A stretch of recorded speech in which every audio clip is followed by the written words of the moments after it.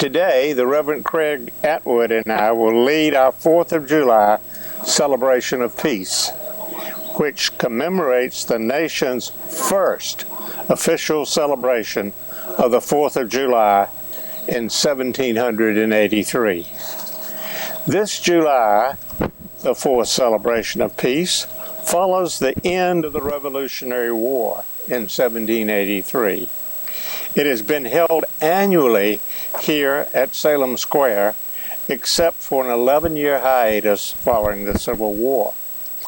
There's a medallion among the 8 cedars in the square, which commemorates this first official celebration of the 4th of July.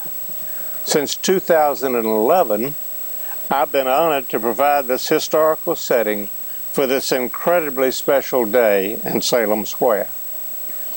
Today, I wish to remind you of 2 recent pieces of historical information. The first of these is a word. The word semi-quincentennial, as in the United States, will celebrate its 250th anniversary on July the 4th, 2026. This is the semi-quincentennial of our Declaration of Independence. And secondly, in April of 2023, there was an extremely rare recovery of the remains of 27 Revolutionary War soldiers. At the site of the Battle of Camden, South Carolina in 1780, which was a huge Patriot defeat, the remains of 14 soldiers have been recovered and reinterred.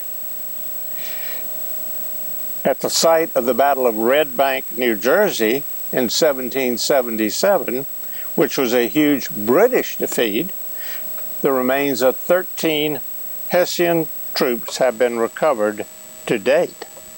Both sites show the critical importance of battlefield preservation. And now I would like to turn to focus on what I call the testing of Moravian faith during the 18th century in America. Our 4th of July celebration rests comfortably on the Moravian faith. And by 1783, important changes in leadership among Moravians have occurred. Nicholas von Zinzendorf has died, and Augustus Spangenberg has returned from our colonies to Europe. Count Zinzendorf was the Moravians' renowned European patron. Bishop Spangenberg had surveyed the original 100,000 acres in North Carolina that became the Wachovia Tract. He was instrumental in celebrating and establishing Moravian churches in the colonies and elsewhere. The American Moravians remain strongly Christocentric.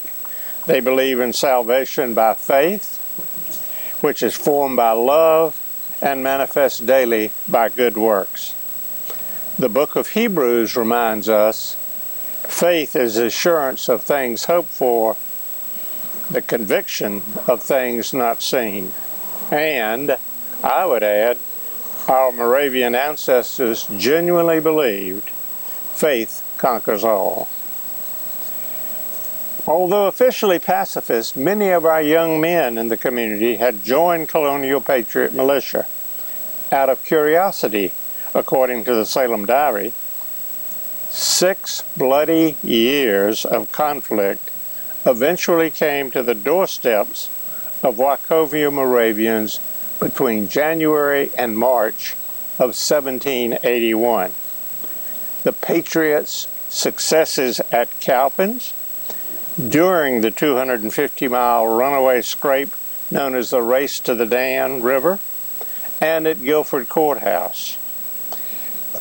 This demonstrated that colonial patriot militia and British loyalist troops would loot and pillage Wachovia with equal ferocity. And then both sides tested our faith by requiring that we provide care for their sick and their wounded. Ironically, the Moravians had founded their first peace church in Coonval in 1457. This early church, called Unitas Fratrum, was centered on the Beatitudes. They became staunch pacifists. The events between January and March in 1781 were bitter reminders that pacifists often suffer at the hands of both opposing armies.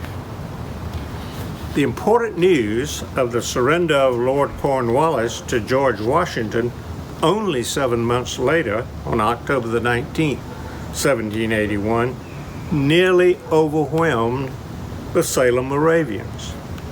For Governor Alexander Martin had requested them to host here in Salem the very first two meetings of the General Assembly of the new state of North Carolina, beginning that November, barely a month after the Yorktown surrender. Governor Martin and the members of the General Assembly continued their deliberations for 2 years, and we think our government today is slow. By the spring of 1783, after the Treaty of Paris had been signed, Governor Martin heeded the resolution of the General Assembly and issued an official proclamation that July the 4th, 1783, was to be a day of solemn thanksgiving for peace.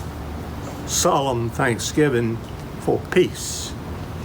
Wachovia Moravians were the only ones in our state, and indeed our nation, to carry out the governor's proclamation. Those of the Moravian faith who came to Georgia in 1735 as missionaries to the forgotten people had not envisioned the formation of a new state, let alone a new nation. Brother Johann Pater wrote in the Salem Diary on July the 4th, 1783, "Peace is with us." But was it?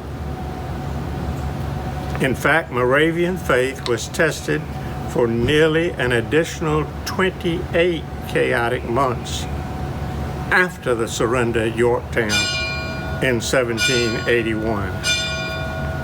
Following a series of European intrigues, the preliminary Treaty of Paris was completed on January 10th, 1783. However, the last British troops did not leave our soil until November of 1783, celebrated as Evacuation Day in New York City. Our Continental Congress, moreover, did not ratify the Treaty of Paris until January the 14th, 1784, at the Maryland State House in Annapolis, nearly 1 full year later.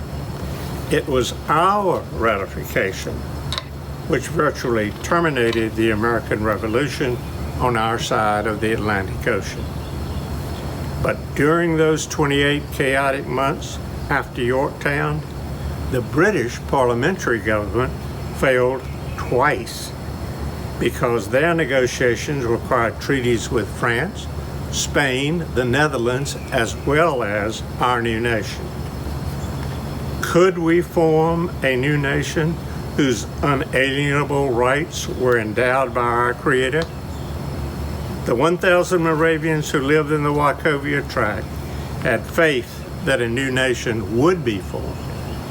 During those 28 chaotic months, they gained title to their beloved Wachovia tract, began plans to expand the Single Sisters House, expanded the Single Brothers House, expanded facilities at both Hope and Friedberg, built roads, dams, and mills, and firmly established a boys' boarding school.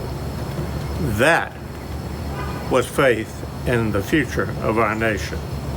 All of us should be inspired by the faith of the Moravians as we commemorate the first 4th of July service held on July the 4th, 1783. May God bless America.